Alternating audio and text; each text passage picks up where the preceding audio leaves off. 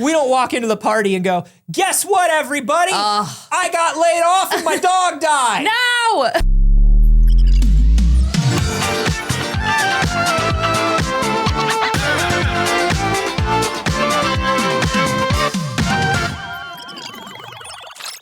Oh, good morning, BBs. It's too early. Welcome to the first, best, and only morning show in existence. I'm Anthony Carboni. And I'm Mayana Baron. Woo! I'm not Saige, famously. No, Saige is famously not Saige. Yes. You are also not Saige. I know. Well, the mystery's still out. Jury's still out on who is Saige. Who is Saige? You're famously Mayana, I'm though. famously Mayana. I'm Mayana Baron. Hello. Hello. Thank you for having me. Of course. Oh my Thank you gosh. for being here. Saige saw a landlord. She simply was out in public and she saw a landlord, and now she's in jail and we got to bail her out. Yep. So all your donations today go directly to bailing Saige out of jail. Oh, yeah. Yep. For fist fighting landlords. It was on site, unfortunately. She warned everyone in Yes. the community. She Yes. said, if you're a landlord and you're walking on the street, It's on site. That's entrapment. Yeah, that is entrapment. That is an invitation for punching. Yeah. Yep. Mayana. Yes. People might recognize you from a very funny video that was on the Pixel Sage YouTube, where you Thank just you. roasted exes. Yes, I roasted some exes. I didn't mean to. It's just kind of what happened. I was honestly more so roasting myself because I made some questionable choices in my life. That's the thing about exes is if you are, with the exception of an ex who is, I don't know, literally like a criminal. Yeah. You know, literally a criminal. Like a con artist. Yeah, aside from an ex that's literally a criminal, if you are bagging on your exes, it's really saying a lot about you. It's isn't true. it? It's true. Absolutely. I will say one of the exes that I roasted on there is still one of my closest friends. We're hanging out on Wednesday. Cannot wait to see them as a friend only. But yeah, most exes, I would say, and this is also like we're talking about 20s. Yeah. The 20s. Mess. You're talking about the roaring 20s. The roaring 20s. You're talking about I'm talking met about your ex at a Prohibition era. Gatsby party. Exactly. We were champagne cheersing and it was all downhill from there. We were driving cars when we shouldn't be. We were hitting trees. It was all bad. Yeah. I personally think going to a Gatsby party is a red flag. First mistake. That's a red flag. That's a huge red flag. Going to a party where the man himself is just trying to demonstrate to a woman who barely gives him the time of day that he is worth something, don't go to that party. I remember like after the pandemic when all of the restrictions lifted, every theme party for New Year's and every theme party in LA was a Gatsby party. I hate it. And every time I see a Gatsby party, I was like, tell me you copied off of somebody else in high school. Tell me you simply didn't finish reading the book. Truly. You know what's so funny is Couldn't even watch the movie all the way through. I got into an argument with my current boyfriend, not an ex, who didn't remember the ending of The Great Gatsby. Yeah. Spoiler alert for the ending of The Great Gatsby. He gets like murdered. Yeah. Full on murdered. Like if you're working on your homework, I hope that helps you somehow, whoever's listening. But yeah, like he was like, no, they get together at the end, him and Daisy. They ride off into the sunset. I was like, literally the opposite. Literally couldn't be further from the actual ending of the book. If that is what happened, there would be no content, lesson, or theme to the book whatsoever. Exactly, precisely. You know what I realized is the reverse, the Great Gatsby is the reverse Saltburn. I realized that the other day.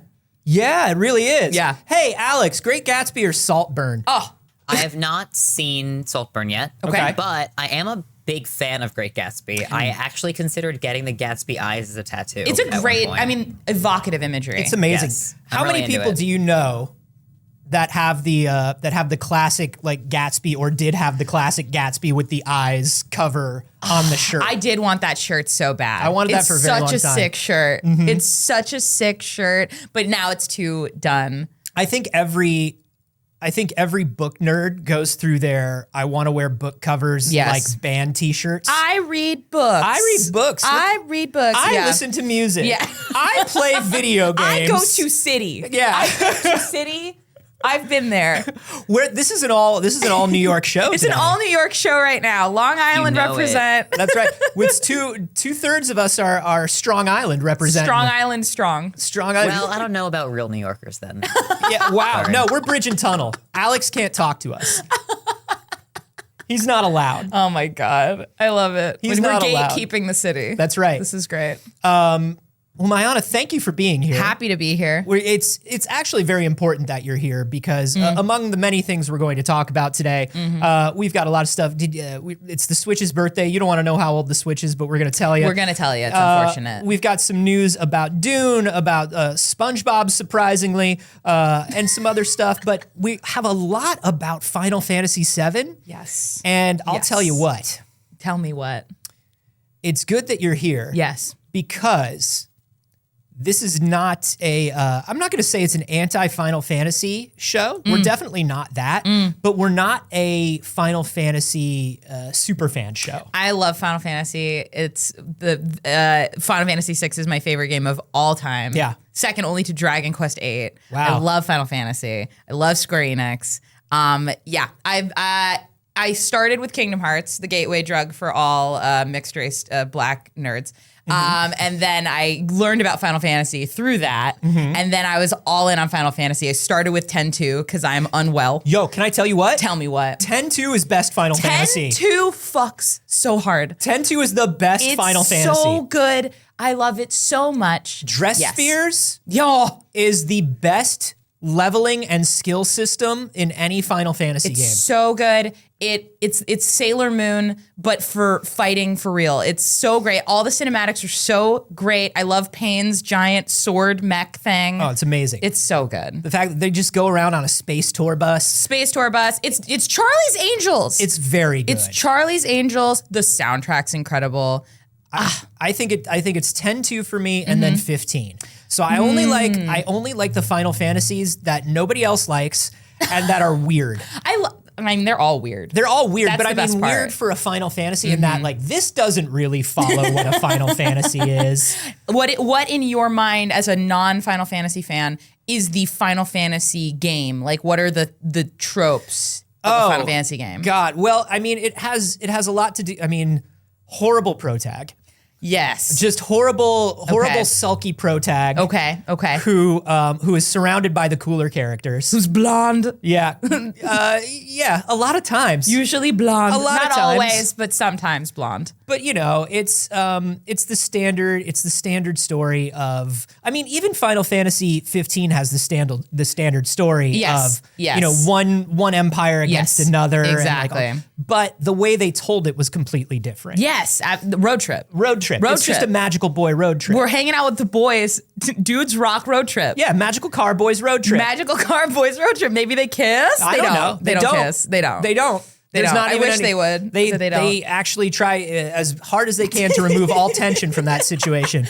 Do they succeed? Not entirely. No, it's still there. It's palpable, but it's because they're driving to see the guy's girlfriend, right? Right. They're like, we gotta go get my driving to see the girlfriend. guy's girlfriend. Best friend. Who he's basically like never met / hung out with. She literally lives in Canada. Yeah, it's his. Yeah, they met at Niagara Falls. Yeah, You wouldn't know her. she's so cool. She lives in another city. She goes to another school. But we're gonna go meet her. We're gonna go. She remembers me. Don't worry, Noctis is into sleeping with women. He loves He it. loves to sleep with women. He's a big fan. He's done it so many times. Oh my gosh. Like every day. He doesn't know what's better, the in or the out. God, You know? I mean, it's a toss-up. It's a real toss-up. It's jury's out. Let us know which one's better. Which one's better, the in or the out? Oh my God. Well, But you know what he also the out loves? isn't just part of it. It's a safety method. It's really a security for everybody. That's But right. you know what else he loves is driving around with his boys. That's right. But second only to sleeping with women. That's right. Yes. Yeah, Final Fantasy 15 is amazing. so Also good. because of Cup Noodle costume. Cup noodle costume. That's right. There's a lot going on. The thing that's weird about Final Fantasy 15 though is they really thought that they were doing something that was going to be a cultural touchstone. Yes. And so the game came out unfinished. The game needed 6 DLCs for you to know what the story was. Oh, that's right. And you had to do all the King, and then you had to watch Kingsglaive. That's right. And Kingsglaive didn't tell you anything.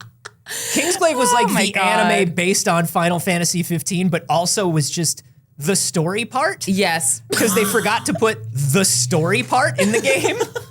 Well, because wasn't it supposed to be like, it was supposed to be a totally different game, I think. And Well, then, because it started as Versus 13. yes, it started as Versus 13. Yes. That's why and that's one of my favorite things about it. Yes. Yes. This is one of my favorite things about it. Okay, go for it. Have you played Kingdom Hearts 3? Of course I've played Kingdom Hearts 3. Yes. The fact that he is so petty. Yes. He is so petty about being removed from that game. Yes. That he put all of Final Fantasy Versus 13 the way he wanted to do it into Kingdom Hearts 3. Specifically the Toy Story area. Yeah. As a series of action figures that you go into their world, and he's like, wouldn't this have been a better Final Fantasy 15? Don't you wish Square hadn't removed me and put Tabata on this game? What the fuck, my guy? It's legendary. I long to be that petty. There's nothing in this world I care about enough. And to not just be that petty, but to be that petty and to be working at a company that's like, sure, go ahead, be that petty. Yes. Yes. Yeah, sure. Why not? What are you literally making fun of the other huge property? We've got two of them right now, and you're gonna make fun of one of them? Great. Cool. But I think you're gonna talk shit about how we can't finish anything at this company? Great. Go for it. Go for it. We love it. Why not? I feel like it's because all those belts on all the characters, I think they just hold in all the spite. And so like eventually you have to release the belts. You have to release the spite. That's right. Yeah. And so and it manifests as a bunch of action figures in the Toy Story world of Kingdom Hearts 3. I think that's how that makes sense. The other thing that really sent me about Kingdom Hearts 3, spoiler alert for the end of Kingdom Hearts 3, is there's a whole section that only makes sense if you've played the mobile game. There are too many Kingdom Hearts games. There's too many Kingdom Hearts games. You'd think by hearing Kingdom Hearts 3 that there are 3 Kingdom Hearts games. No, there are not. There are 12 Kingdom Hearts games. Yes, there's one on every game system that's come out between 2002 and now. Yeah, it's the mobile game is ridiculous. Yes. And you can't play it anymore. No. And by the time 3 came out, you couldn't play it. Yes. And so you had to play it to understand what was going on in 3, but it was not available to you, and it will not be available to you ever again. Yes. Cool. That's how that makes sense. Thanks. I love that. It's like lost media, but on purpose. Yeah. Oh my God. He's literally going, are you cool enough to understand this? Yeah. And he's like, well, did you do the homework? It's like going to a class on the last day and you have no idea what's going to be on the test. DJ Arnaud is like Dream, Drop, Distance, Dive, Division, Remake, Remix, Yes, Ultra. exactly. You nailed it. My favorite is 358 divided by 2 days. That one's great. It's on the 3DS. No, wait, the regular DS. Yeah, Dream Drop Distance is on the 3DS. because it's 3Ds. 358-2 days is the original DS because DS also doesn't make any sense. Yeah, divided by 2 screens. Divided by 2 screens. Yeah. Exactly. I hate it. I love it. But the one that's obviously big right now is Final Fantasy Rebirth. Final Fantasy Rebirth. Came out over the weekend. Leap Day. Leap Day. A Leap Day release. It's doing extremely well. It's all anybody is playing. It's what they should be playing. I, of course, never touch the stuff, but I have watched huge chunks of it. Yes. Swaths of it, I would say. That's fair. I keep somebody streaming it, one of my friends streaming it on in the background while I'm doing something else. And I gotta say, Oh, there he is. There they are. Yes. one of the things that I respect about it, as somebody who's not a big Final Fantasy VII guy, they really lean into everything stupid about Final Fantasy VII. Like when I watched people playing Remake, I was like, surely you don't fight a house. Yes, you do. Surely you don't have to enter a dance competition in drag. Yes, you do. And not only do you, Yes. but you do to such an expanded and extended Degree. level. Like, Yes. it's wild. Yes. They leaned into everything dumb about the game. Yes. They also gave all of the characters personalities, which is wonderful. Yes. Watching people play Remake, I was shocked at the fact that Wedge and Biggs were not just a Star Wars reference. They had a personality now. Charlie Sheen and oh God, trying to think of what the other guy reminds me of. But one of them reminds me of Charlie Sheen. Yeah, the other one is literally Badger from Breaking Bad. And honestly, he feels like the essence of Badger. His voice is great. He's great for that character. But also, yes. I really love all the stuff that they gave to Jessie. Jessie's such a great character now. Jessie Yes. is horny on main. She's to horny on such main. a huge extent. Absolutely. which makes a lot of sense because if you were part of like an eco-terrorist organization With all dudes. that was literally putting yourself in harm's way every day, your life was on the line every day, you'd be horny on main all the time. Absolutely. Like you could die at any moment. Yeah. And there's all these sweaty, cool dudes around. What else are you gonna do but be Everybody's horny on in main? tank tops and asymmetrical outfits. Oh my God, everyone's sweaty, everyone's running, and then Cloud rolls through. You have no choice but to stand. Yeah, there's a part in Final Fantasy. Sorry for slight light spoilers for remake. We won't spoil Rebirth, but I haven't even finished it, so I can't spoil it. There are a couple things in remake that are just wonderful. There's a man who does kung fu with a motorcycle. Yes. They really go hard on that. Yes. But he has like a knight's code of chivalry. Yes, and he's horny for Cloud. Everyone's horny for Cloud. Everyone's horny for Cloud. Everyone's horny for Cloud, and luckily, Cloud still sucks. Cloud Like, that's the one thing about Final Fantasy that's at the core of Final Fantasy. canonically must be shitty. Canonically trash. Canonically trash. I do think he's trash in an interesting way. Sure. I think it's like an inventive form of being trash. I guess spoilers for the original Final Fantasy VII from 1997. Sorry. Yeah, sorry. 97, sorry. Sorry, but Cloud is like a failed experiment loser. Yes, he's a sweet little dweeb. He's supposed to be from Soldier, but he's not really. Yeah. And he's supposed to be cool, but he's not. Yes. And he's basically like, when Soldier snaps their fingers, Cloud just comes running like a mindless idiot. How high do you want me to jump? Yeah. Yeah. And he's silent and he's a goober. Yes, he is. He does talk in this one, and he talks exactly the way you would expect a Square character, a main to talk. Absolutely. He's just like, Absolutely. I don't even care. Or it's like, whatever. But what's so funny is he cares so much. And it's like, it's just so quietly veiled. He's like, whatever, I don't even care. And I'm like, you do. He's just edgelord teen. Edgelord teen. He's trying so hard to pretend to understand what being a cool guy is. He's like, I've got like the biggest sword, so like clearly I'm like I'm very so cool. sick. Yeah, of course I'll help you find 7 missing cats, but Yeah. I don't wanna. I and I don't even have the time. Yeah. I've got more important things to do, but I'm doing this. Yeah. So what if they're cute and snuggly and I want to pet them? That's besides the point. Yeah. Also, sword parallels, Cloud's sword, Sephiroth's sword. It's a masculinity battle. It really it's is. Symbolism. I also Googled it a while ago. Apparently, Cloud's combat style and Sephiroth's combat style are based off of 2 ancient samurai rivals. Which is so cool. That's a cool thing. That is cool. I think that's sick. And it's something that they really couldn't get across very well in know. 1997 cinematics. Correct. But Now it makes perfect sense. it's actually very, very good. I like how silly they're making it. I was initially surprised. I was like, how are they going to turn this one game into 3? Why are they hobbiting this? Oh, buckle up. But they really do. Well, there were 3 discs in the original. Sure. It was so big. And Midgar is only like, the first 10 hours of the first disc, and then so much of it is the open world. But I think it was such a bold, creative choice to make the whole first game Midgar. Because I was thinking to myself, you couldn't possibly make 35 hours of content about Midgar. You couldn't possibly, and they did. And it's really good. I think it works because it gives you so much more context Yes. for everything. Like, it's Absolutely. gonna like if you can hang in. I'll say this: you couldn't get me to do 35 hours of Midgar. You couldn't get me to do it. I thought I couldn't do it. I thought I couldn't do it, and I surprised myself. And maybe you will surprise yourself someday. Nope. He won't do it. I will not. He won't do it. I can't imagine playing for like 120 hours of Final Fantasy VII. I get that. I Can't get do it. it. I understand. But I will say this: the way that they are getting it to go across the 3 discs, they have added a lot of like really amazing stuff. Yeah. They've also added a lot of stuff that fans really wanted.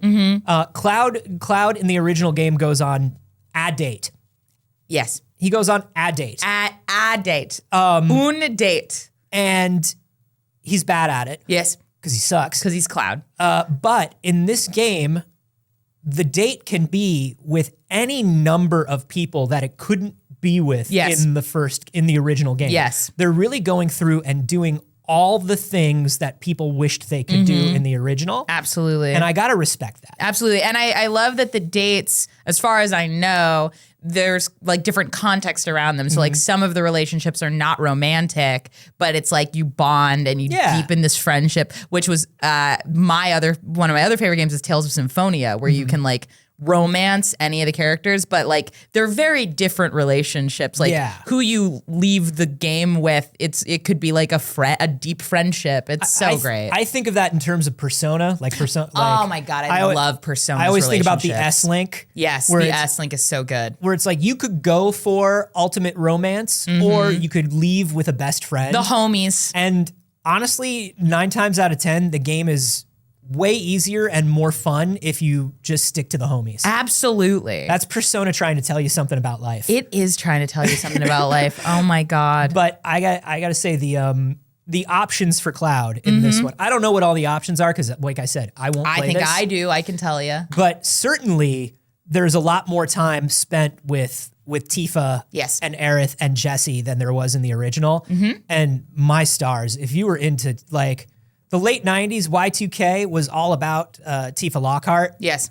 And good people Lord. Tifa's running away with it, I Good think. Lord, Tifa is like still ridiculously hot. She's beautiful. And I think I was really frustrated with the discourse about like people freaking out ahead of the games, like the first one of like, what are they going to do about Tifa's body? Because like, if they change it, it's like not true to the, and I was just like, you guys all have to calm down. You all have to relax. The knots that people will tie themselves into to stick to the male gaze. Truly. And I think Square, to their credit, like Tifa's still stunningly gorgeous. Yeah. She's still like a body that no one could ever dream to have. She has impossible proportions. Impossible. Still. But I love that Tifa is not lacking in any department. She's not lacking in any of the departments, but I love that the philosophy around it was that she's extremely athletic. Like that the designers, they were like, yeah, she's still wearing a skirt, but it's got shorts underneath. And yeah, she's still got a tank top, but she's got a sports bra on. Like she is still dressed in a way that's like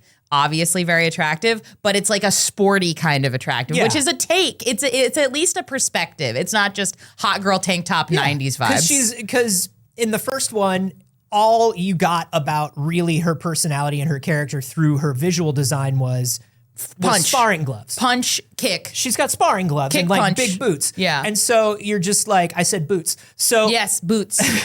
So when you play in this one, it makes sense. She can't be like spin kicking and jumping around. No. She's also supposed to be a bartender at a dive bar. It's so crazy that she's a bartender who is also trained by like one of the greatest martial artists on the planet. Yeah. It doesn't make any sense. And I love it so much. They have decided everybody gets to keep every backstory that they have. Yes. Yeah. Yuffie can be a magical ninja girl. So sick. And does that match with the theme of the rest of this thing? No. No. Because she wasn't even really, like, she's a bonus character in the original game. Like, she's a character you could accidentally not even meet.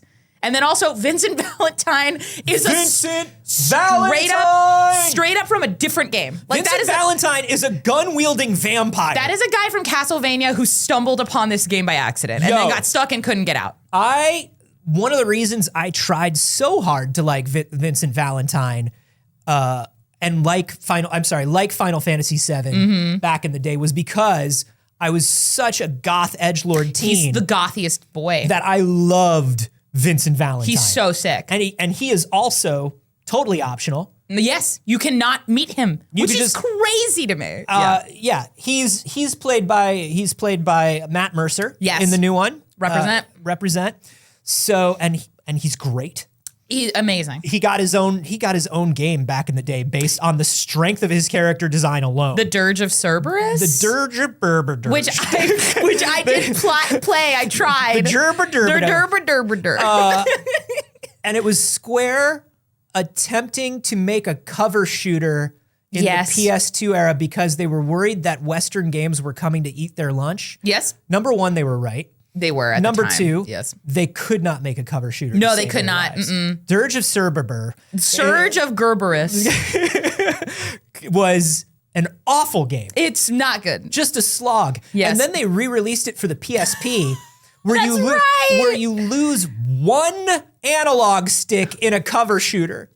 Yeah. Awful. Yeah. Awful game. The PSP would hurt my hands. The way that the stick was designed, because it had that little grid on it and it pressed into my thumb and I got like an imprint for a long time. Do you know what that tells me?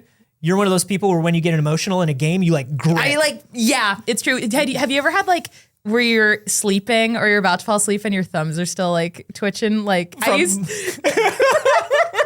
I'm telling on myself. No, Sometimes I'll be like asleep and my thumbs are still playing a video I game. do get the tendon right here if I've been playing a particularly tappy game. Yes. I do get the tendon right here. Yes. But yes. I had to I had a partner once where I had to get her own controller for my PS4. Oh. Because she when she would play a game, she was so grippy when she would get emotional that she would wreck analog sticks. That stresses me out. Dang. And so I was like, this is your controller. Yeah. And if it starts to drift or get loose, That's on you. You can replace that controller, but you can't touch this controller. Cannot touch mine. That is so funny. Yeah. That's a good hers and his. Yeah. I like that. I remember sharing with my brother growing up because he would snack when he would game. So the controller would always have like the sheen of chip.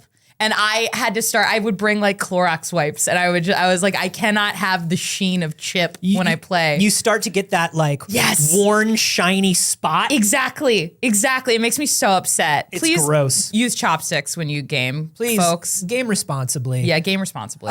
If you're all playing Final Fantasy VII Rebirth, how are you feeling about it? Because I'll tell you what, there's one overwhelming opinion yes. that the fandom is really embracing. Everybody's got a different waifu. Yes. Everybody's got a different favorite character, but we all agree on one thing. All my homies hate Chadley. All my homies hate Chadley. Chadley, no. We hardly knew ye. Good. I wish we hardly knew him. I know. We know too much about Chadley. We know more about Chadley than we do about other characters. Yeah. Okay. For anybody who's not playing, Chadley. First problem, the name. Everybody in the live studio audience is absolutely like, Skywalker says, oh, look, a football for me to punt. Yes. Sphinx is saying, I tell this kid to fuck off every 10 minutes.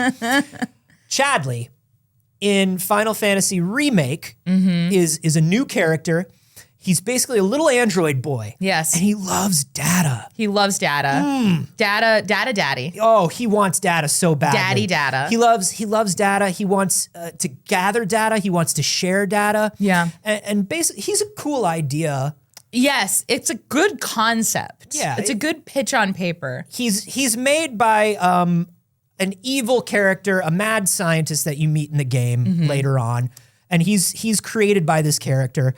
And his whole deal is he's supposed to gather battle data. Yes. Intel. Yeah. And so he's like your arena missions. Yeah, it's like where you get your summons and where you get like bonus materia. And as a materia girly, You're a materia girl? I'm a materia girl. Yuffie's my favorite character, if you couldn't tell. I'm a materia girl. So I've been spending a little too much time with Chadley because I want all the materia. Right. So I'm getting full Chadley situation. it's a lot of Chadley. It's a lot of Chadley. But the idea is throughout Remake, as Cloud and his buddies share data with Chadley, Chadley figures out who he wants to be. Yes. He doesn't just want to be a data gathering android. He figures out why he wants to exist. Yes. It's a lovely story for a side NPC mission giving character. Yes. It should have ended in Remake. But Chadley's back in a big way. Back, baby.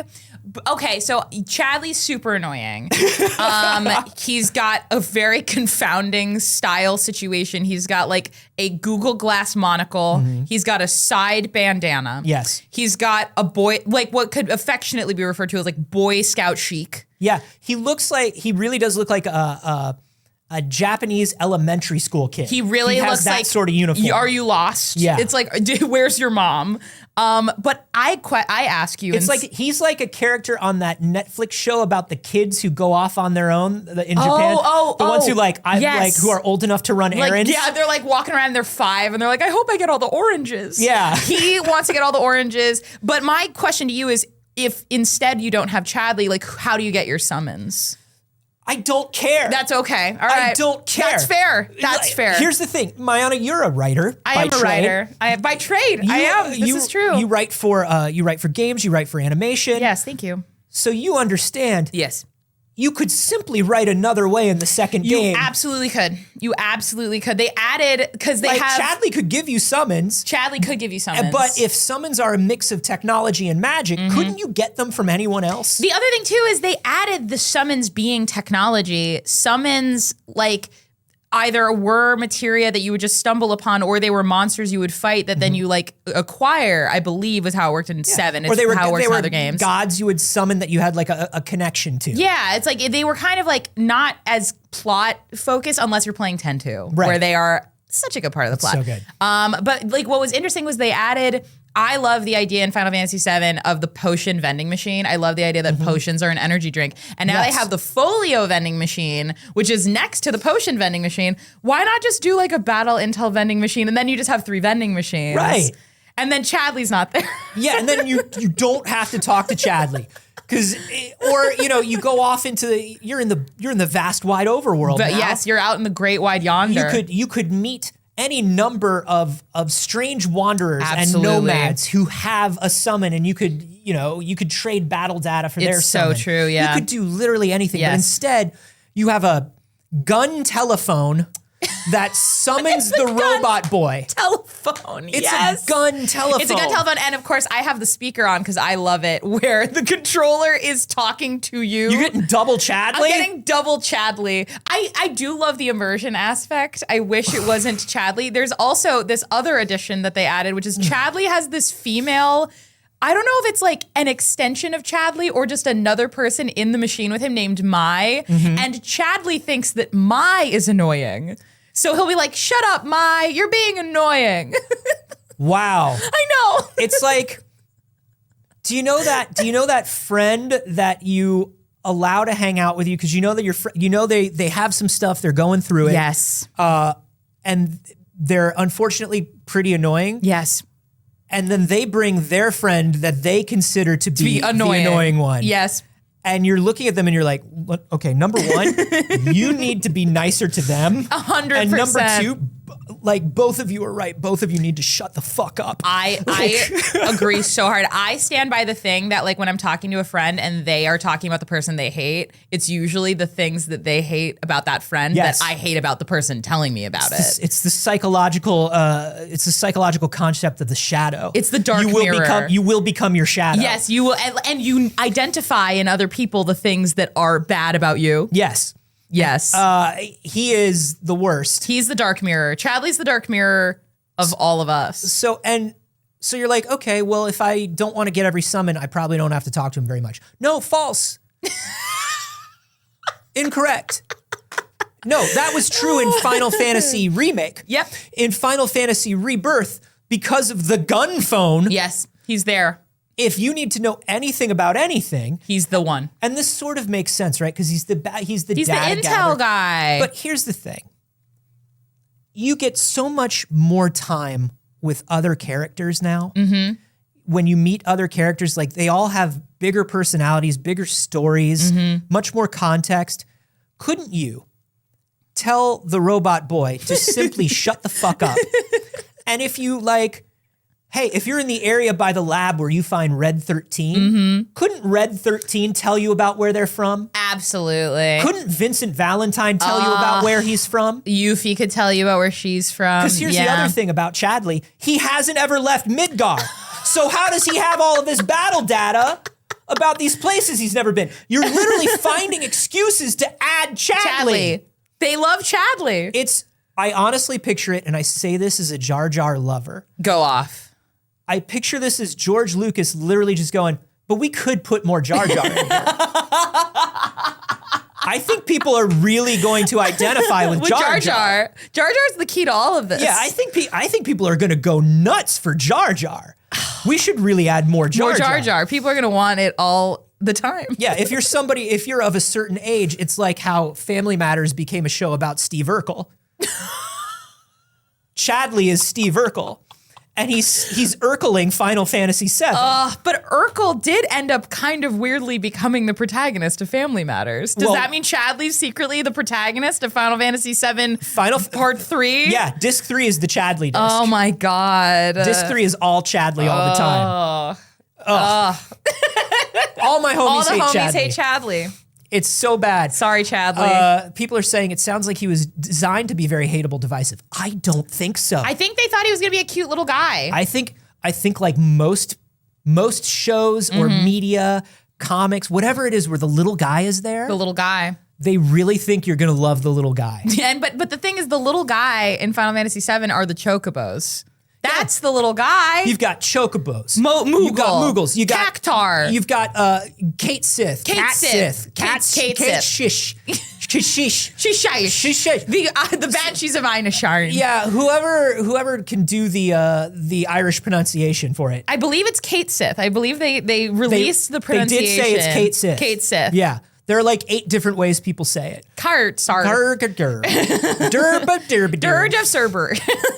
There are so many cute little guys. There's so many little guys. We didn't need new little guys. Even if you don't want to have a creature, yeah, like a Muppet be the cute little guy, you've got Yuffie. Yuffie's the little guy. Yuffie's the little guy we need. Yuffie's the little guy we deserve. They have done such a good job, like really making Yuffie such a fun character. I've always loved Yuffie. I'm a Yuffie apologist, but they really gave us. We're eating good, the Yuffie fans. Yeah. It's a good time. It's a good time for Yuffie fans. I know. Sorry, Chadley. Sorry, Chadley. Go home. I know. I hope they take this feedback because you know that they love this show. It's the only morning show. Well, yes. Number one. Yes. I know you're watching. Square Enix is watching. Of course. I know you're watching, but also number 2. We're not the only ones talking about it. Oh, yeah. We're not. I hope they take this feedback and go, all right. We get it. We get it. You don't want any more Chadley. We'll dial back the Chadley. Although I don't know, because this is a game that in the year of our Lord 2024, in this, the 10th generation of consoles or wherever we are. Oh my God. Says, what if we did a 45-minute quest where all you had to do was find pieces of paper hidden around the city? For what? Oh, because you can't advance in the plot without it. Oh, I'm sorry, that's not a side quest? No, that's the quest. Oh, the interesting stuff, like the fighting the monsters, that's side quest. You'd like me to walk around and find paper. And find all of the sheets. How many sheets of paper are there? Oh, anywhere from like 7 to 45. And Kingdom Hearts had that problem too because they had the Ansem report. Fucking Ansem report. I know. They love paper. Fucking Kingdom Hearts. I love it. I'll never stop loving you, Final Fantasy, even with all your mess. This brings up a large conversation that was going on. Yes. Yeah, this was a big deal. It was on Reddit, and then it sort of spread it out to the rest of the gaming community. And I love this one because Final Fantasy VII is definitely, well, it's one of my answers for this question. I've got 2.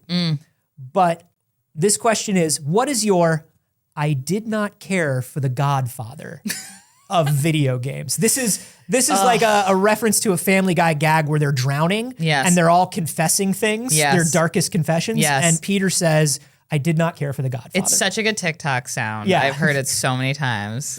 And Final Fantasy VII is definitely a big one of those for me. That is so fair. So I think when I think I did not care for the Godfather, I think it has to be something that's very good and very popular. That is beloved. And considered very high art almost for its medium. Yeah. So it would have to be something that's considered like a masterpiece of video games. And even you know that it's a masterpiece, but you just dislike Can't get there. I can't get there. I can't get there with Final Fantasy VII. What's your other answer? The Last of Us. The Last of Us. I love the story. I love the characters. But I have this thing, and the BBs have heard me say it before. I'm so glad they got a TV show. Yep. Because I think there are a lot of people making games out there, particularly people who are considered auteurs in the world of AAA games in particular. Absolutely.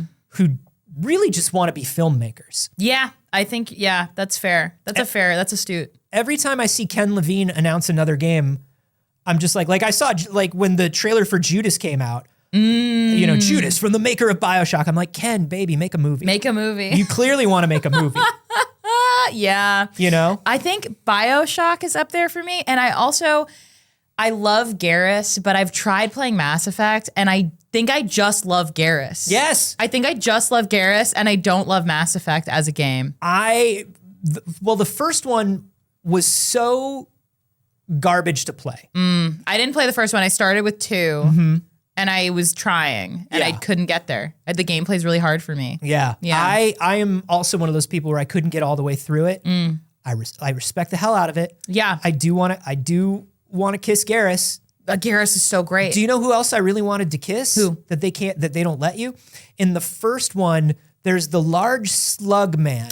The large slug man who is a politician, like he's a diplomat. Yeah. And every once in a while you meet this large slug man and he talks very slowly at you and I'm like, I'm going to make out with that slug man. I feel so safe with this slug man. Yeah. I feel seen by this slug man. I just want to do it to do it.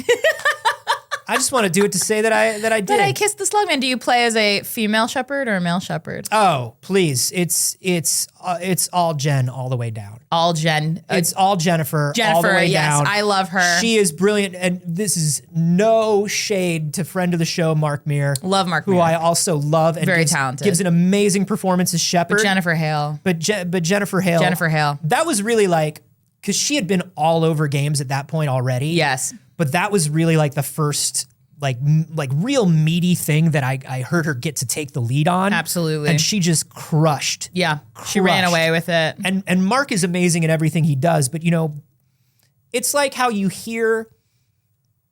sometimes you get to see an audition for somebody who was about to play a huge role in a movie. And didn't get it or whatever. Yeah. And you go like, how did they not get that part? They would have been perfect. Yeah.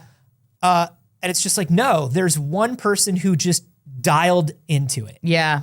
And I think Jennifer dialed into it. She really crushed it. I'm a big Jennifer stan from Sheena in Tales of Symphonia. Yeah. She is so exceptional. And then Rivet in Ratchet and Clank recently. Rivet was amazing. So great. I always thought of her as Black Cat. Oh, yes. Oh, my God. Yes. Yeah. She's so talented. She was an amazing Black Cat. Yeah. Like, hey, Spider. Like, hey, yourself. I spend a lot of time thinking about the romances of Spider-Man. I don't know why. Me too. But what's so interesting is like, because he's got Peter Parker romances and then Spider-Man romances. Right. And I guess the same is true of like Batman and Catwoman, where like the romances of the supers versus the normies is such a fascinating dichotomy to me. I love it. I think it's such a thing that it's so pervasive and such a theme in superhero media. Like that's the entire reason Miss Miraculous exists. Yes. Wait, Miraculous Ladybug? Yeah, yes. Miraculous Ladybug. Miss like, Miraculous. That's the whole thing. Yes, it's so true. Is just, that's the story. It's also, you know, even Sailor Moon, right? Oh my God, yeah. Darien versus Tuxedo Mask. There's this whole thing of like, you are two different people. Yes. But I do love Black Cat and Spider-Man. It's such a fun pairing. It's so fun.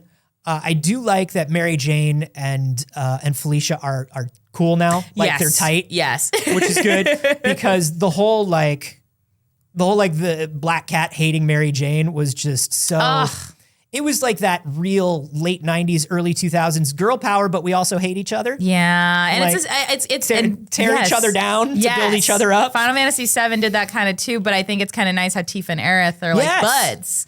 They're like, we get it. They're cool. They're chill. Like they joke about how much Cloud sucks. I know. And that's what they can bond over. Mary Jane and Black Cat as well. It's like, you know, he does that one annoying thing with his teeth. And like, I know. I have to say my favorite Peter Parker romance. Okay. Yeah. I mean, obviously it's Mary Jane. It's always Mary Jane. Yes. But my favorite secondary Peter Parker romance was post Superior Spider-Man. After Peter got like his body back from Doc Ock. Don't worry about it. It's a bad concept, but it's a great series. the whole idea of Superior Spider-Man is Otto Octavius winds up in Peter Parker's body and does everything with Peter Parker's life. He's just like, if you're so brilliant, now that I know who you are and how brilliant you are, why aren't you successful? Ooh. Why can't you be Spider-Man and Peter Parker and successful? Ooh. If I was you, I would do it all. And he does. He literally becomes the Superior Spider-Man. It's an amazing story. That's a great story. But when Peter gets his body back, but the other thing is Doc Ock's, the one reason that he's able to do it is like his ethics are not entirely because Peter's the goodest guy. Yeah. That's why you can't have it all. So he builds this whole thing, Parker Industries. It like rivals Stark Industries. Oh my God. Becomes huge. And then Peter gets his body back and within a week ruins everything. That is so funny. Fucking ruins everything. Oh my God. And so he winds up broke, divorced, living on living on Mockingbird's couch. Jesus. He's living, he winds up starting a thing with Mockingbird. Oh, because he's on the couch. The agent of S.H.I.E.L.D. Bobby Morse, agent of S.H.I.E.L.D. And they get a thing, and she thinks he's really cute at first and feels really bad for him. That makes sense. He's an amazing guy who's fallen on a hard time. Poor little sweet puppy boy. But then he never goes on the rebound. He's that guy. He's Peter B. Parker. Right. We're like 2 months later, he's still on your couch. And they eventually like break up over it. And it's so good. That's delicious. It is so good. I love that so much. Spider-Man is so good. Spider-Man is, I mean, he's my favorite. He's my favorite hero. He's the best. He's the best. Video games. Video games. Video games. Talking about video games. So yours was Mass Effect. Yeah. Mine was definitely The Last of Us or Final Fantasy VII. I don't know if y'all have any that you couldn't get into. Ooh, yeah. Let us know. Did not care for The Godfather. I did not care for The Godfather. I honestly, these days, it's a lot of just huge AAA games for me. It takes a lot for me to get into them because they're so forcibly sprawling. Yeah, the open worldification of AAA games, because some games, it makes sense for there to be an open world. Yeah. That makes sense. I've always been someone who's like, I think less choice is good. Yeah. Like, filter it down. Like, I kind of, some people bump with the beginnings of the Persona games because like I would say the first 10 hours are typically like considered the tutorial. You're railroaded pretty hard. But I think like you need to get introduced to a lot of elements. And the only way really to ensure that the player gets all the elements in the way they need to is to kind of keep them on a track. And then it's kind of like graduating high school. Then you're like, wow, I have so many options. Yeah. I think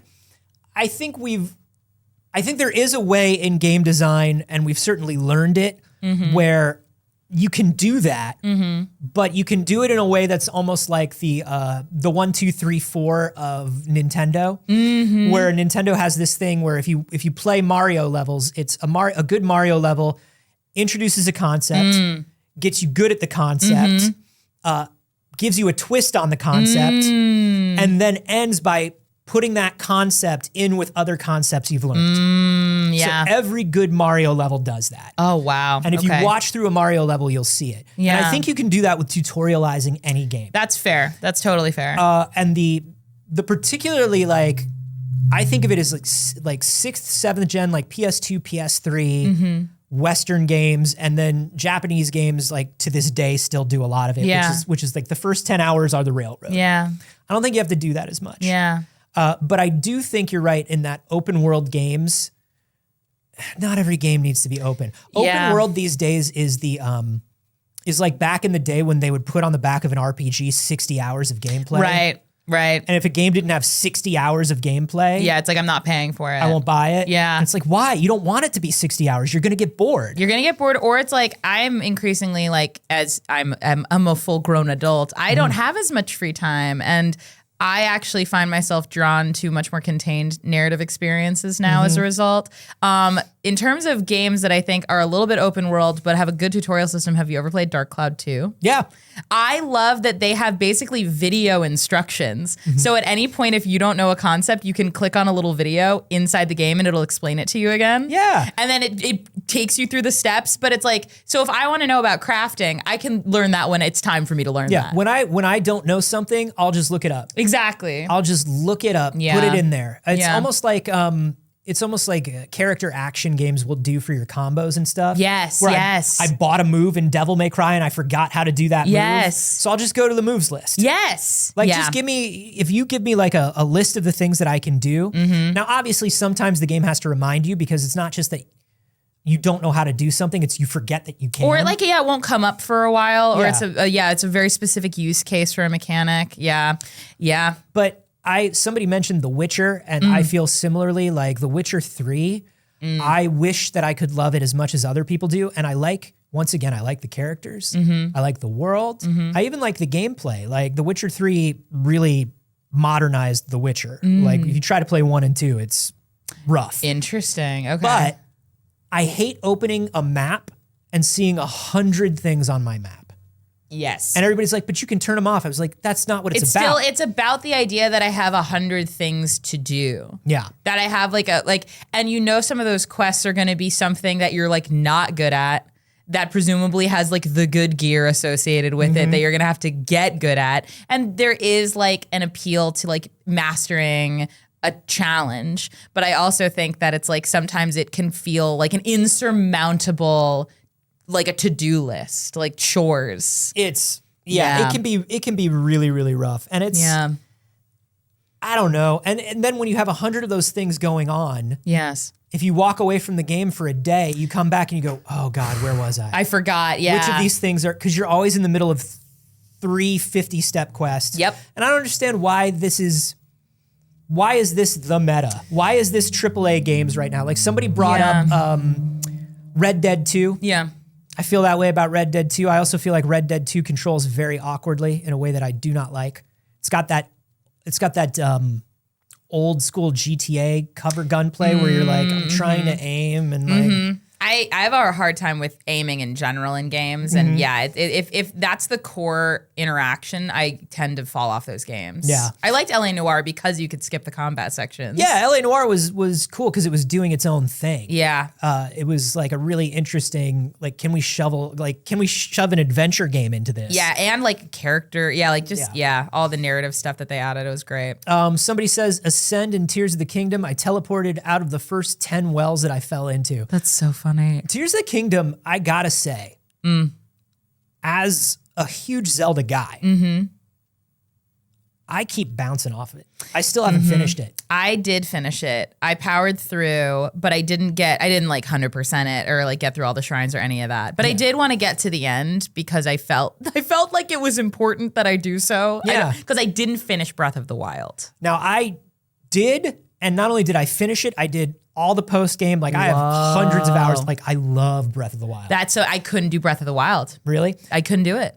What was it about Breath of the Wild? I think it was, oh my gosh. I think it was, honestly, I know exactly what it was. It's that freaking camel temple. It's the temple in the desert where you have to move the divine beast. Like that particular temple, I just couldn't do it. Yeah. I could not do it. That was a stopping point for a lot of people. Yeah. That's one of the ones where they did not properly introduce the concept of the rotating rooms or give you enough. It was just a confusing layout. Yeah. And I remember that there's a particular part of that divine beast that causes you to actually sort of break the logic of what you think you can do. There's a part where you need to sort of jump outside of it onto a ledge. Yes. That feels like that you're like, this shouldn't be here. Yeah, I shouldn't be there. It feels like you're breaking it. Yes. And so a lot of people just didn't do it. Yeah. And it's so core to solving that puzzle. Yep. I think that was just a poorly designed dungeon. I really do. I have a hard time with that one. A lot of people for Breath of the Wild, and I think this is why I don't like, it's not that I don't like Tears of the Kingdom, it's that I can't get as into it. People thought Breath of the Wild was too empty. And so they really did add a lot of They added a lot of stuff to Tears for sure. They were like, lots here's of stuff everywhere. Here's stuff, and here's people to tell you where stuff is. Which, like, cool, I get it. Not everybody is like me, where I just want to wander. I want to wander the forest. Right. I don't care. Yeah. Like, I know there's atmospheric. There's the moments of zen abound in those games where you're just like, wow. I would do the little things where you climb up to the top of the mountain and you find one cherry blossom tree. Yeah. And you find one magical creature there. Yeah. And I remember my partner at the time going like, well, what do you get for getting there? I was like, you get to see a magical tree on the top of a mountain. Yeah, you get to like enjoy a moment of wonder. And now I'm going to glide down from here and it's going to be sick. It's so gorgeous. It's breathtaking in places, yeah. But I understand why a whole world of that was not as interesting to people. Sure. And a lot of people were like, I hate that the entire story was flashback. I wanted Link to talk to more people. I wanted more things to be going on. Yeah, that's fair. So I think they added a lot of that stuff in Tears of the Kingdom. Yeah. And they just added a bunch of stuff where I'm now like, to me, the stuff in Tears of the Kingdom feels more pointless than climbing to the top of the mountain and seeing the tree. Yeah. Yeah. There's an intrinsic reward in seeing the cool tree at the top of the mountain. I fought through the darkness and the floating islands Yes. so much. And I was like, what am I doing? Yeah. Why? I remember when the depths was introduced, I was like, oh boy. Like my understanding of what I had left to do was like, now I'm like, I've already done like a quarter of thing. And the depths are so brutal and mean that I actively felt like, okay, so you don't want me to be here. Yeah, you don't want me to be here. You guys seem like you have it handled down here, I guess, and that you get a handle on it. But yeah. And I think the rewards down there are not really, for the most part, not really worth what you go through down there. Every time I found like another bright seed checkpoint. The bright seeds were cool. They were cool, but I was like, what do I get for fighting my way here? You get map. You get map. Cool. I've seen some people who are like, I love the depths. Now, it's divisive for sure. I initially liked the depths because I was like, oh, they're putting a Souls game into Zelda. Or like the Dark World, Yeah. which was in like Link to the Past and stuff. I was Yeah. like, oh, we're in the Dark World. Neat. I loved it because I am like a Souls-born guy. I do like that stuff. Interesting. Okay. But the interesting thing about a Souls game is there's nowhere to run. You are in the Souls game. Yes. And the point There is no safe haven, yeah. The point is inching your way through the Souls game. You just fight your way to the end. Yes.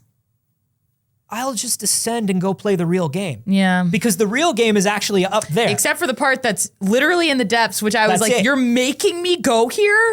I thought this was optional.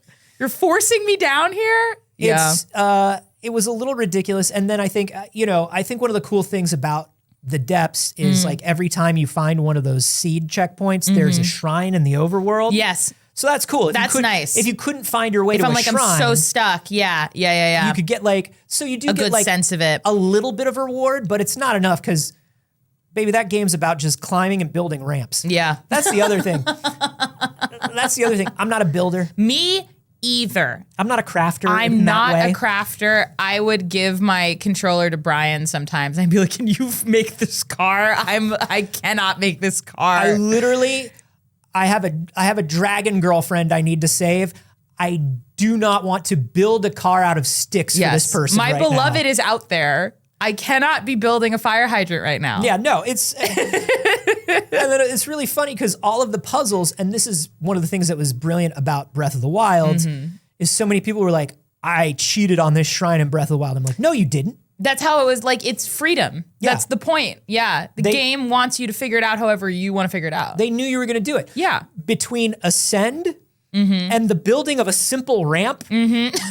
Or bridge. Yeah, I truly believe that I did not necessarily cheat my way through Tears of the Kingdom, but I did maybe cheat myself out of a lot of what they considered to be the fun gameplay. The design, yeah, like the puzzles and stuff. Because they were like, can you solve this puzzle? I'm like, yeah, fucking ramp. Yeah, or rocket shields. Yeah. Yeah.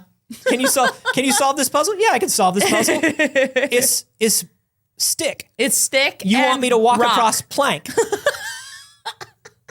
I solved I your made puzzle. boat. Here, boat. Yeah, I did it. So what? We do.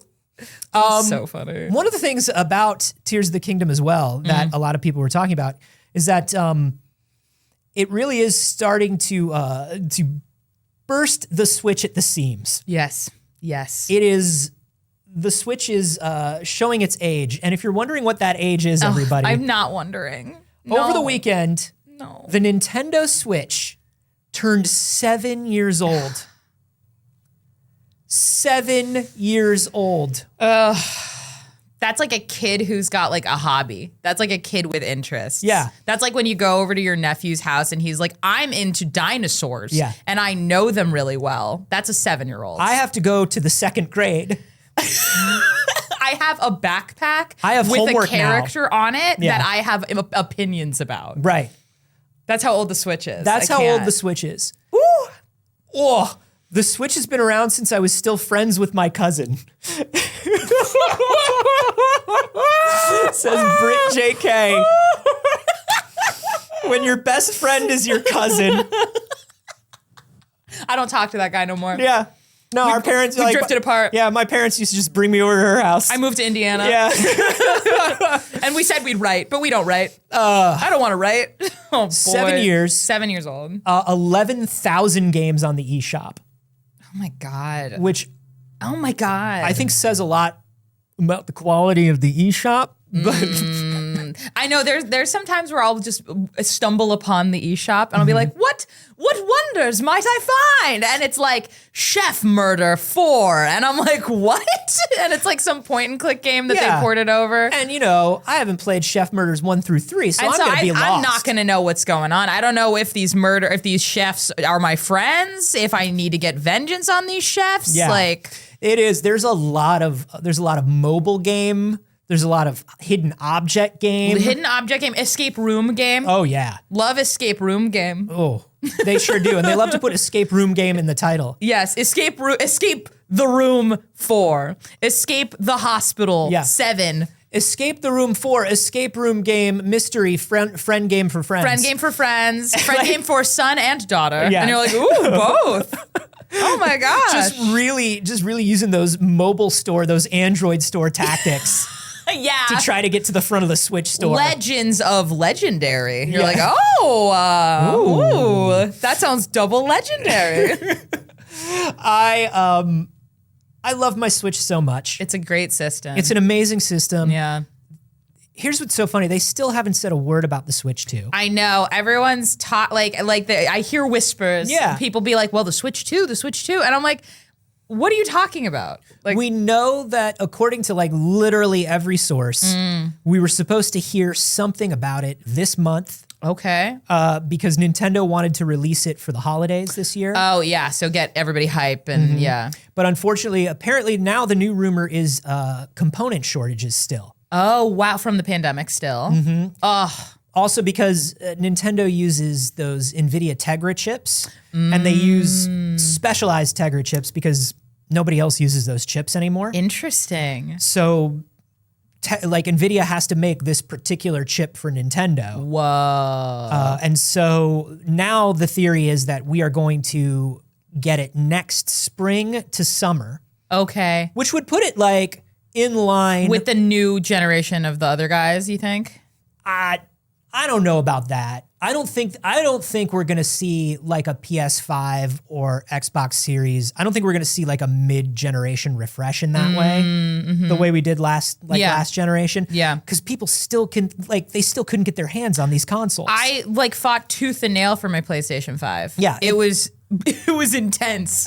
yeah, they're still having a hard time keeping these things on the shelves. Yeah. So I think they still have this generation to catch up, and everybody's moving over to Unreal 5. And so everybody's making their first Unreal 5 game, and so they want to do it for Target hardware.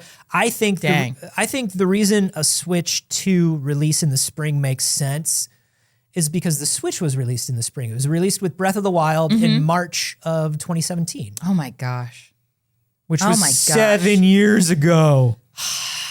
The fact that 2020 was 4 years ago still doesn't. That math don't math. I can't comprehend it. Like that 2019 was 5 years ago. I know. math Now I'm don't just saying math. numbers, but I'm like, yeah, it's, oh my God. And most of the Switch's life cycle then was in the pandemic. And like, my God, my Switch got me through so much of that time. Animal Crossing. The Animal Crossing days. The Animal Crossing days were such important days for me. Truly. It was so funny to watch the entire world. All go, hey, this Animal Crossing thing. Yeah. Yeah. And I was like, yeah, we know. No, I'm aware. We've known for a long time. You are new. Let me tell you about a little something called New Leaf. Let me introduce you to the wondrous music of KK Slider. Buckle up. Do you remember when KK Slider had a bit of a midlife crisis and became a DJ for a while? His Pharrell phase. Yeah. I loved KK Slider's Pharrell phase. He had cool glasses all of a sudden. He was out every night at the club. He had those, the glasses and the beret, or like the weird like newsy cap that he wore. Yes, yeah, he had a paperboy cap, glasses, headphones. Turning those tracks. It was a good time. Yeah, he really just, he was going through a divorce, I think. Yeah. Who do you think KK Slider's married to of the options, of the NPC options? Ooh. Who's his secret wife? That's a great question. Or husbando?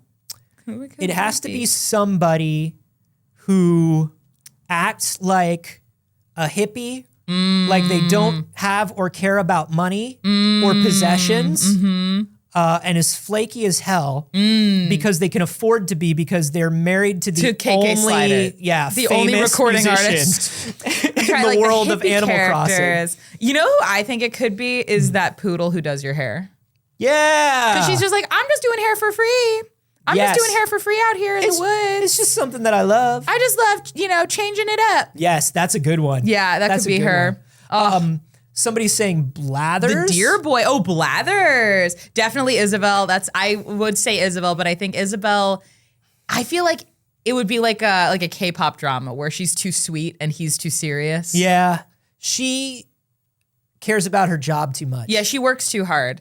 I don't think it would. I don't think so. And also, like, Isabel gives off single working vibes. Single working girl, like the Lifetime movie before it starts vibes. And her brother's like, you gotta get out there. Yeah. You gotta see what's out there. Isabel is the Agretsuko of Animal Crossing. She works so hard. Yeah. She works so hard. But I think instead of getting angry, she just gets like frantic and stressed. Yeah. And I just want to give her a hug. Genuinely believe that the rocks glass on her desk is really whiskey.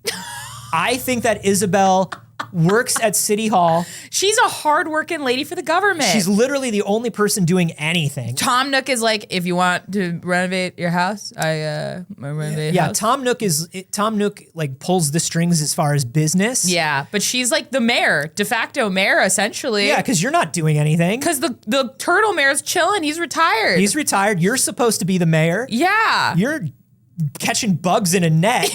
And well, you're the city rep now. she's You're the not city even. rep, that's right. Yeah, you're not even the mayor in this one. So she is the mayor, basically.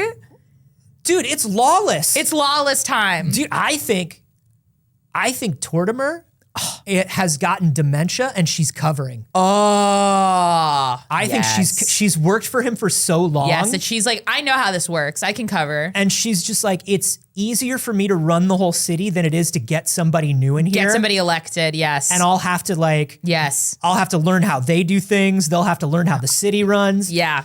It's easy for me to just cover for this old man who is my friend and boss. Yes. And run the city. And this new city rep, the only human in sight, who can just kind of help me build bridges and do stuff in the meantime. Well, and you move in and day one, you're just like, hi, I'm in charge. It's like, who the fuck are you? I know. I've been sitting here for years. I run this town. I've been sitting here doing run the morning this show. announcements. Oh my God, I'm the sweet little filing the morning paperwork. announcements. I'm setting up the events in Town Square. Yeah. I'm She's keeping drunk. I'm so drunk. She's keeping the events board up to date. My boyfriend is fighting zombies and monsters on Mars. I miss him. It's hard to do a Skype call. The time difference is really rough for me, okay? The UNC doesn't even let him on the terminals. KK comes over, he goes, you doing okay, Isabel? okay? And she's like, I'm all right. Yeah. He visits friends. once a week. They're buds, friends. for sure. And he's like, I got to go see the old ball and chain. I think they went to art school together. They definitely went to art school I together. think Isabel went to art school. Oh my God, she wanted to be, because she sings little. She does sing. Yeah, she wanted to be a singer for sure. Yep. But she went into government, and you know what? We're better for it. We are. We're better for it. It's not the life she wanted for herself, but it is the life where she makes the most difference. Absolutely. You know? God, Isabel's better than all of us. She really is. love And that's her. why she's too good for KK Slider. She is too good for KK Slider. I do think that you're right. It's either the Shampoodle girl. The Shampoodle. I do like the idea of it being Blathers. I also really like the idea of it being Blathers. I think like that's a gay couple that I'm obsessed with. Because that makes in this couple. Yes. The only way that like you can be with like this famous whoever Yes. is either you are the sort of like person who went from trust fund to dating a famous person. Yes. You know, which is why you act like you don't care about money and you should just live because you for have art. your own. You're good. Yeah. But you act like you also act like you don't have any money because you've you're learned to like, do that. I wear this bow tie every day. Right. Which is why I think like it could be the Shampoodle. Mm-hmm. But when you put KK with Blathers. There's a power couple dynamic. And Blathers is like, you know, they have a lot of respect for each other. And Blathers is like the academic one who knows real stuff. You know? Yes. And KK has so much respect for like the book learning and the intellectualism. Yes. They host like the nicest dinner parties. Dude, their dinner parties are sick. He plays piano and Blathers like regales you with tales of his travels and all the dinosaurs he knows. Yeah. You walk in and it's just like there's so much like it's beautifully decorated and there's so much like good art on the walls. Yes. And whenever you ask about it, KK is like, oh, I don't know. Blathers does all the decorating. Blathers is the decorating. I honestly, Blathers is brilliant. I wouldn't touch anything he does. Yeah, like Honey, he knows come better tell than him me. about this painting. And he's like, yes, the Poughkeepsie, yes. Neil Patrick Harris in his actual home in New York with his husband has an apothecary cabinet that he gives little herbs to his guests when they visit. Toys. They have trinkets and stuff. Yes, so I feel like that is their vibe for sure. It's a shame that I honestly believe that Neil Patrick Harris sucks. I think he probably sucks. I think he's very powerful and very cultured, and I think if I spoke to him, I'd feel very dumb. I think he talks down to a lot of people. I don't think he has a lot of patience. He's a Broadway man, and he's worked in this industry for a long time. But I think he'd sass me to death. Yeah, I think I'd die. I think about the Rachel Bloom story. Yeah, at the Tonys, where it's like, you know me. I'm Rachel Bloom. Yes. I have a hit television series that's a musical. I know you've seen it, and my husband works with you. Yes, like he wrote on your show for years. You know me, asshole. Whoo. The Amy Winehouse cake. Ugh. The Amy Winehouse cake. Yeah. I'll leave y'all to Google that. I won't even entertain it here. I think he's creatively very brilliant. He is very brilliant. He's worked very hard. And he gets a lot of good projects to happen. Doctor Who. Yeah. Fun time. We would not have had the good Lemony Snicket without him. It's true. He made it happen. He made that happen. Count Olaf, great. Yeah. But Slays. and I bet his apartment, his their apartment's apartment is gorgeous. amazing. Like he did his 72 questions with Vogue. It's the most beautiful apartment I've ever seen in my life. And that was years ago. Who knows what they've done? God, I'm sure it's, oh my God, I can't even imagine the upgrades. A YouTube channel came across my feed a little while ago where it was a guy who does like really intense 3D printing and model making. Yes. And Neil Patrick Harris wanted a life-size portrait of himself for his house. He got a life-size portrait of himself, a life-size portrait of his husband. Yeah. And then I think one of each of their children, huge, life-size. And nobody could make a frame large enough these days for it. So he had this 3D printing person do it in sections and make it look like an old gilded frame. And it was very cool. That sounds cool. And it did huge things for this guy's channel. Well, that's great. And clearly, like, the guy made a lot of money off of it, and it was good. But I'm just like, I would be so I'm scared. sorry. Can we go back to what was commissioned? Yeah. Life-size giant, because if I was that child, it would be like Mulan vibes where I'm like, I will never live up to the expectations of me. I'll just like stare at these pictures of my giant family and be like. And yet he goes, no, this is cool and good and funny. This is cool. He's like, no, it's a joke. No, it's not. Is it a joke? I don't think it's a joke, It's Neil. a joke. It's a joke when you say it. It's not a joke when you make it exist in reality. No. That's when it's no longer a joke. If anybody out there is making a joke that you're like, wouldn't it be crazy if we all dressed up as clowns and then you go and dress up as a clown to the function? It's no longer a joke. It's no longer a joke. It is now a serious. Yeah, you're saying, oh, it would be hilarious if we were egotistical enough to get classic, like, Blue Boy style gigantic paintings. Like that Succession situation. It really That's a is. Succession Where vibe right there. Right, where you're going, haha, it's just a goof. And it's like, no, it's not. It's not a goof. It's a giant portrait of me. It's not a goof, Tom. Yeah. Not funny, Tom. Not great, Bob. Not great, Bob. Oh my God. Yeah. Jesus. Anyway, that's Neil Patrick Harris. That's Neil Patrick Harris. And Sorry. the Switch is 7 years old. The Switch is 7 years old. Oh my Lord. I want to talk about a couple more things that are happening here real Speak quick. on it. First of all, talking about these sort of full of themselves, it's not a joke. Yes. They're pulling the Nicole Kidman ad from the AMC theaters. That's so crazy. The Nicole Kidman ad, which has become Iconic. the reason people go, when you decide you're going to go to a movie theater, what are the things you think about? You think about what's the closest one? Closest one. What's the one that has like the biggest, best screen for a movie you really care about? Reclining seats. Yeah, those are That's like a huge consideration. Those for are the me. two things you think about. Yeah. Now people think about, can we go to an AMC? Can we to see the ad? To see Nicole. To see Our Lord and Lady Nicole. Yeah. Queen Mommy Nicole. Yeah. Can we see Nicole? People clap. Every time I go to an AMC and the ad starts, people clap. If I go to see I have a group of friends that we call the Interesting Movie Club. Incredible. Where we Cool go club. we go to interesting movies. Ah, yes. Ah, yes. And every time we go to see an interesting movie at an AMC, there are people that talk along with the Nicole Kidman, and there are people that stand and do the pledge. They stand? They stand and put their hand for an interesting movie. For an interesting movie. Okay, what can This you... is the crowd at an interesting movie. Can you define... Madam Web. Madam Web. Cats. Even though Barbie is good, it's Interesting. It's a camp crowd. It's interesting. It was a camp crowd, so people did stand up and do the pledge when we were at Barbie. I've never seen anybody stand up. I guess I need to go to more interesting movies. You got to go to interesting movies. But here's the thing. Nightbot should not have deleted you, Life Serial. Somehow heartbreak does feel good in a place like this. We're sorry. We're sorry. Is it because they trigger the word heartbreak? I think it just sounded like a bummer, and we definitely have a no bummers rule. We're like fair. You don't come in here and make the whole show about your bummer.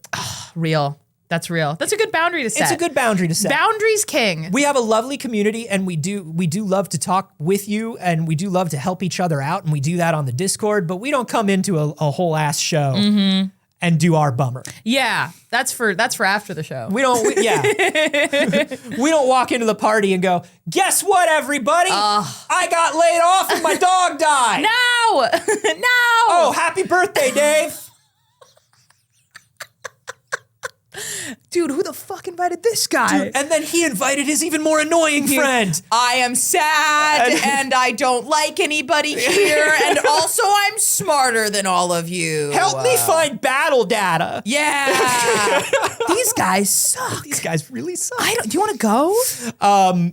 But yes, they're pulling the Nicole Kidman ad to make 3 more Nicole Kidman ads. Let's go. What could they do Let's more? go. What could they do more? 3? Let's go. What are they going to do with these new ones? This is going to be like, the urban legend. It's not an urban legend. It was true. But for people that are our age, it's an urban legend.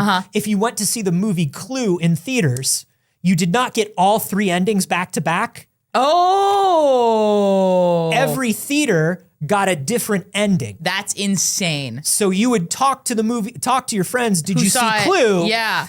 and they would have had potentially one of 3 different endings. Oh my God. I haven't seen Clue, so I don't know about this. Clue is such a Mayana movie. Okay. You have got to watch Clue. Okay, I might watch it tonight. It is such a Mayana movie. And when I watch it, will there be 3 endings? Yes. What? And they go back to back. And the way they present it is interesting. I love that so much. This is a me movie. Because when they were making the movie, they were like, every time you play Clue, yes, it's somebody different is the murderer. So when they made the film, I've never heard this before. Yeah. Oh my God. Okay. I'm so excited. And I have plans tonight. All of your like dorky 80s comedy faves are in it. Mm-hmm. Oh yeah, Tim Curry. Tim Curry's in it. I would salute for Tim Curry. I would do the Pledge of Allegiance for Tim Curry. Yeah, I would stand. I would stand and do the Pledge of Allegiance for Tim Curry's Halloween song. From that witch movie. For Tim Curry's green screen Halloween song. I pledge allegiance to the Halloween Tim Curry song. That was one of the best things that's ever happened. Oh my God. Truly unbelievable. That is so wild. No, let me tell like the 80s faves. Let's go. The cast of Clues. Eileen Brennan. Amazing. Tim Curry. Amazing. Christopher Lloyd. Amazing. Madeline Kahn. Oh my God. Michael McKean. Martin Mull. Leslie Ann Warren. Oh my God. Colleen Camp. And then the guy who plays the victim is Lee Ving from the punk band the Cramps. I can't believe. Okay, my world is rocked. It is an absolutely amazing. Half of that cast had just come off of like winning Oscars, and they made Clue, and Clue tanked. It was a failure of a film. Really? Yeah, that's why nobody knew that there were 3 different endings. Because nobody saw it. That is a tragedy. It truly is. Oh my God. It truly is. But I'll tell you this. Okay, tell me. I think that the 3 Nicole Kidman ads will be our generation's Clue endings. It will be. Which one did you get? Yeah. Which one did you get? Oh, I went to see Dune 2, and I got this Nicole Kidman. I got the chameleon one. Dude, what kind of situations do you think they're going to put her in? Yeah. Are they all movie theater situations?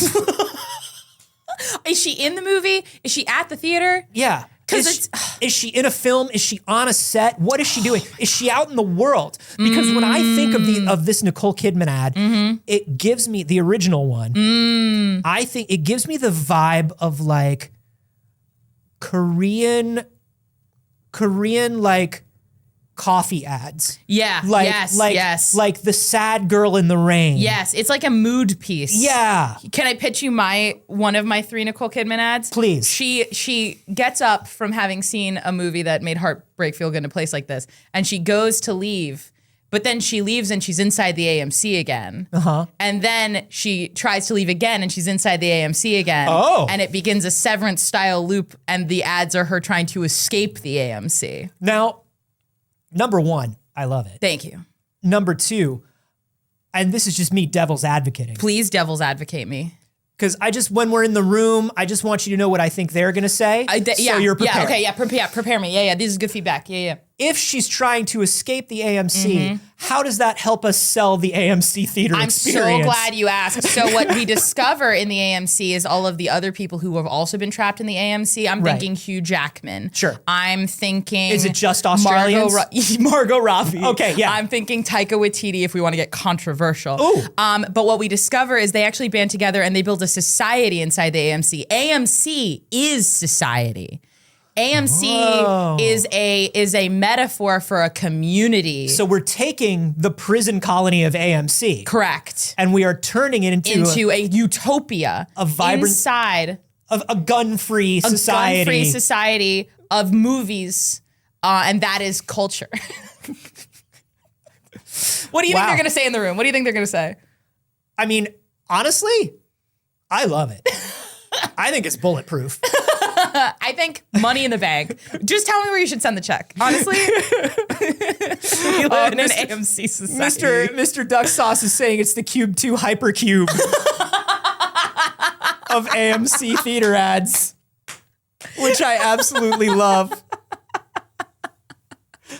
And then Shafrika says AMC isn't a place like this. It's the only place. Exactly. And that's the new, It's turned from being a place like this into the place. Yeah, because when she entered the AMC, she entered out of what seemed like a rainy apocalypse world. So like this is home. AMC is where we all live. Okay, I love it. Can I pitch you one that I've got in my head? Please pitch it to So me. it is. It's rainy mood piece, right? It's Nicole Kidman walking with an umbrella down an empty city street, beautifully lit, lots of bokeh. You know, an occasional car drives by quietly to let us know that it's not deserted. It's simply nighttime. It's nighttime. It's simply nighttime. She's with her husband, country music star. What's his Keith face? Urban. Keith Urban. They're walking slowly down the street. On the opposite side of the street, walking without an umbrella Whoa. in the rain, got caught in the rain, Whoa. didn't see it coming. Tom Cruise. Okay. Tom Cruise. Lore. They look over at one another. Tom Cruise nods quietly. She nods quietly. Tom Cruise gets hit by a truck and dies. Heartbreak does feel good in a place like this. And that's what she says. And that's what she says.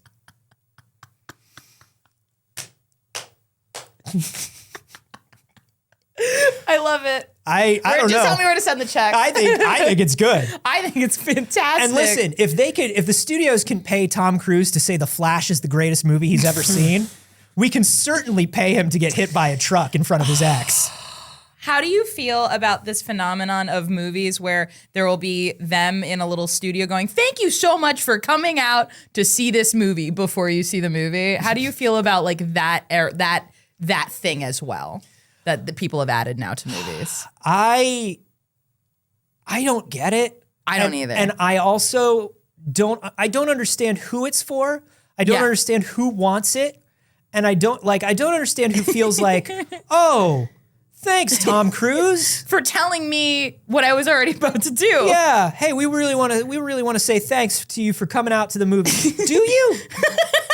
You don't seem Like, to have do wanted you? to film this. I don't know. Do you think they add that to the day rate, or do you think that's a separate expense? I think at this point they probably try to tack it on under budget in. promotional. Yeah. Like that's probably got to be part of the press tour or something. Absolutely. It's like, hey, listen, Emma, while we've got you here, we just need you to say thank you to coming to Regal Cinemas to see Poor Things. to see Poor Things. Thank you to coming to Regal Cinemas to see the infantilization of women. Enjoy. There's a wacky dog with a duck for a head. It probably makes the sexualization of children worth it. Willem Dafoe burps bubbles into the air. It's whimsical. It's a whimsical way to set women back half a century. Thanks for coming. Enjoy. I'm gonna, I hope I win an award for this. Otherwise, I wasted my time. Oh, yeah. I think Lily Gladstone's got it in the bag. Ave the Barbarian says, my pitch, Nicole Kidman is riding through a desert wasteland on a Mad Max-style dune buggy. I love this. Comes across an AMC theater mirage, but then it ends up being a real oasis and the last piece of civilization in the apocalypse. I love that. Yes. But still has collectible popcorn buckets. Still has collectible popcorn buckets, but the things you collect are like the concept of water and finding home again someday. Yeah. Yeah. My mother whispered into this popcorn bucket before she died, and sometimes I hold it up to my ear and I swear I could hear her. Like that sort of thing. Or it'll be keeps like you going. Yeah, it'll be like that movie Reign of Fire. It was a post-apocalyptic movie about dragons. I love it. That had Christian Bale and Matthew McConaughey as dragon riders. And in this post-apocalypse, the stories they told around the campfire were like movies. They were like Back to the Future and That stuff. is so funny. I love that so much. My babysitter growing up would tell us bedtime stories, and they were 80s movies that she liked. So I thought The Princess Bride was something she made up. When I was a child, I read the book of The Princess Bride. It's such a good book. because I saw it on the shelf. It's such a good book. And the book is written pretending that It's the a book different was book. before the movie. Yes. William Goldman wrote both. Yes. And he wrote the book pretending Yes. that he translated this old book Other book. Yes. and then optioned it to make the movie. Yes. And so there was like a period of time when I was a kid that I thought Florin and Gilder were real places. Yes, real old countries. Yeah, And The Princess Bride was a real story. yes. Yeah, because he says it's a historical epic, and you're Yeah. like, well, if you said it was historical, you can't lie about something like that. He did. Yeah.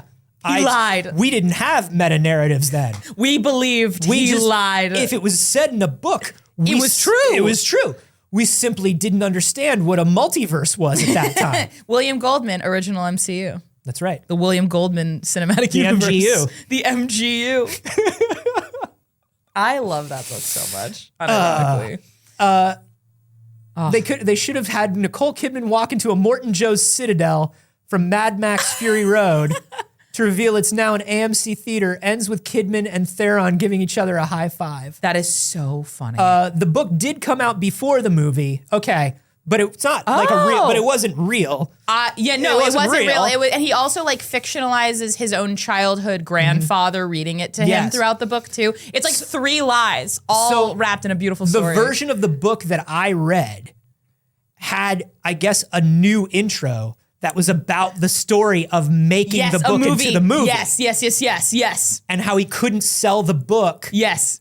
until he sold the movie. And then it he was really like, wanted Andre the Giant to play Fezzik, Yes. but like it'll never happen, and like he's too busy wrestling. And, like it's And such a brilliant. he just wanted this story of like his grandfather's country to be known to people. Yes. Like it was really like my grandfather was from Florin. Yes, and there like, was something about hat rituals. Yeah. That they had these hats for lunch and dinner. He It made was up like a whole thing. culture. It was great. I love it. I love it so much. It was like when I was, it was written like it was completely real. Yes. I loved it. And you'd also have these authors sidebars in the middle in italics where he's like, hey, me again. And I'm like, Yeah. what are you doing here? Yeah, just as a cultural note. Yeah, I'm like all right, in- buddy. like- That's the Chadley Yeah. of William Goldman book. I appreciate it though. I do appreciate it. I appreciate it more not like as a kid I was like, well, I don't need to know the historical notes Like, about yeah, I don't Florin. want to know about this country that I don't care about. Yeah, I don't need to know about this stuff to enjoy the story. And Yes. now that I understand it, it's funny because he's like, cultural note,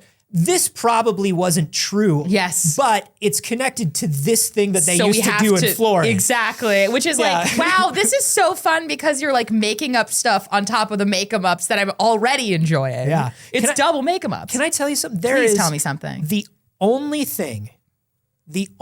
reason that we should ever miss Quibi. I'm remember- so invested. Do y'all remember Quibi? It's Never quick. It's forget. quick bites. It's your favorite content. You can watch it spinning your phone around. I don't know. What's on it? Nobody can tell It you. was created by Jeffrey Katzenberg. He never had a bad idea. Quibi had during the pandemic, they did a shot-for-shot remake of The Princess Bride. oh, right. Where famous people recreated a single scene, Yes. like on their phones. Yes, because it was like Pedro Pascal did Yeah, one, Pedro and like Pascal did one. Chris Pine was in it. Jack Black was in it. my God. Karen Gillan was in it. oh my God, it was a fun time. It was amazing. That was a really nice time. It my was gosh. absolutely amazing. Yes, It was so good. it's And it's a great story. I hope that it's out there it on must the internet. be. Somebody must have uploaded that. Somebody surely saved the Quibi library. It's so worthwhile. The Princess Bride walked so Deadpool could run. Absolutely, absolutely. David the Dargan zine writer says, I think the forward was apocryphal. Yeah. The new forward was It's all meta. meta. It's all like, meta. Yeah, you can't trust a single word that guy says in that book, except that love is real. Hey, love is real. Love everybody. is real. And this show was real, and you were so real for coming. We appreciate you so much. Thanks for having me. It was wonderful. It was wonderful to have you and to be had by you. It was nice to have had you. It was having We've to had to you. the dirge of To you, servitors. the Mayana, if gosh. people want to keep up with you, where can they do it? Where do they find you? Other than that amazing video on the Pixel Circus YouTube. Thank you so much. I'm on Instagram, Mayana Baron, and Twitter for however long it still exists as BE Mayana. And then, And also, I don't walk very fast, so you can catch me pretty quick. That's right. Yeah. If you see her, You can catch catch her. You can catch up. That's a promise. It's a threat and a promise. Hey, we're going to go through in just a second and thank everybody that supported us during the show today. But first, we do want to say happy birthday to the birthday boy. Because we're not going to be live on Wednesday. Yeah. Happy birthday! I'm turning 25 on Wednesday. Yes! Oh, Yes, that's a good year. baby boy, his prefrontal cortex is all done now. It's in freezing up. progress. Here we go. It's all grown. The jelly is hardening. The personality set. That's right. You're stuck now. I hope you like who you are because it's impossible to change it. I've been do. trying. Saige will, of course, be back. We rescued her. We yeah. raised the exact amount of money we needed. Yeah, well, let's find out in a second. Of course, you can find me everywhere at a Carboni, except for here on Twitch where I'm at Anthony Carboni. You can also join our Discord and find us there and find other wonderful members of the community there. You can join us on Patreon. It's the only way we keep the lights on in this place. So we really, really appreciate it. And you get a ton of bonus content. You get extra clips from It's Too Early. You get podcast stuff. You get so many behind the scenes things. It's wonderful. And it's got a free trial. So if you've never seen any of that stuff before, just go on over and try it out. You'll probably like it. I don't know you, but I know that you'll probably like it. You might. We appreciate you, everybody, BBs. You're so wonderful. And we will see you not on Wednesday, but we will be back on Friday. Until that, stay safe, stay sane. We love you.